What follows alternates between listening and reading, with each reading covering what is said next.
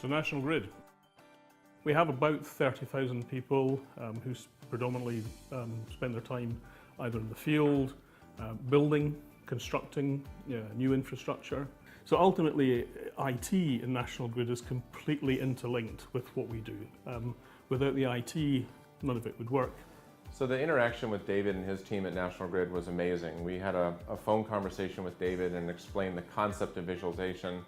Right away, he got the potential value. The very next week, we met with his entire leadership team in New York and briefed them on the potential value of visualization. And then the next few months, they piloted iRise across 5 major initiatives. And then a few short months later, they made a transformational decision. So the process of evaluating and then ultimately making an enterprise-wide decision happened very quickly. We needed, I think, to deliver change across all the dimensions.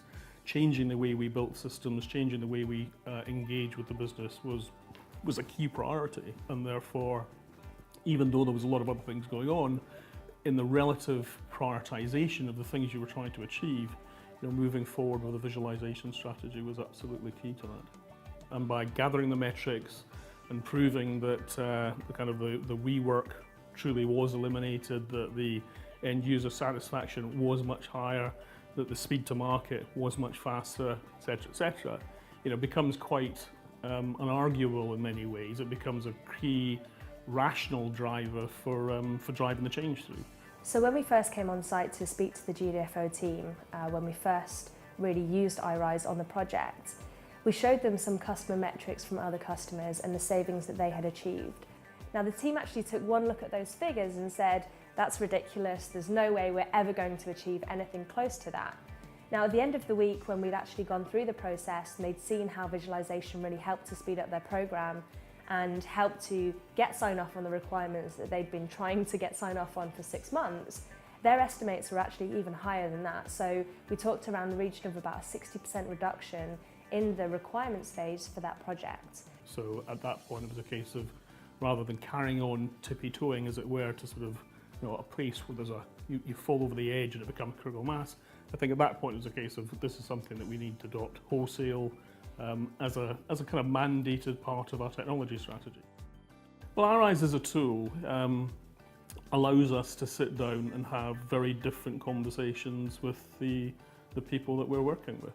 In the past, you'd gather long lists of functional requirements. I don't know if you've ever read a 300-page functional specification, but I don't take them on holiday. So finding a different way whereby you can build what you want as you go along, you can sign it off, you can modify it in terms of the look and the feel and the flow, i.e. how would you really want to use it as opposed to how a technical analyst might think you should use it without the experience of ever being in the field, then you're going to end up with a much more aligned interaction. The game changer with iRise is that when we can produce that visualization real time and iterate it real time, we're moving away from talking about requirements and we're actually visualizing the solution. But at the same time, the architects tell us that it's feasible. And that's what's critical. We have to have a solution the business is going to be happy with, but one that can be done from a time and cost perspective. So one of the things I think that goes alongside this is that this isn't really a technology change. It's far more behavioural and culture within both IS and within the business organisation. Then setting the hygiene factors to make that work are key.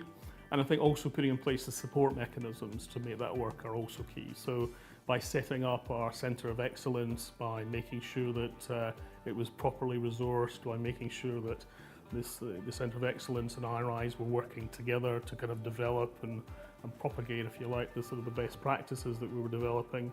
I think that was a key factor in making that kind of top-down, let's go for it, a success. From very early on, National Grid established a Centre of Excellence for not just visualization, but user experience and some related acceleration of SDLC projects that they had going on.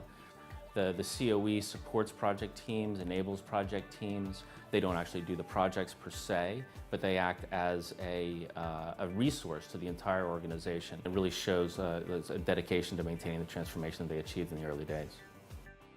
So it allows you to innovate, it allows you to explore different ways of doing things.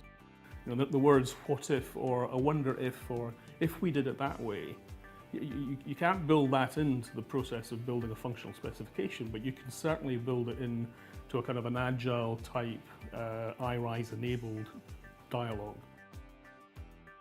Here's a way of doing something that's radically different and delivers radically different results.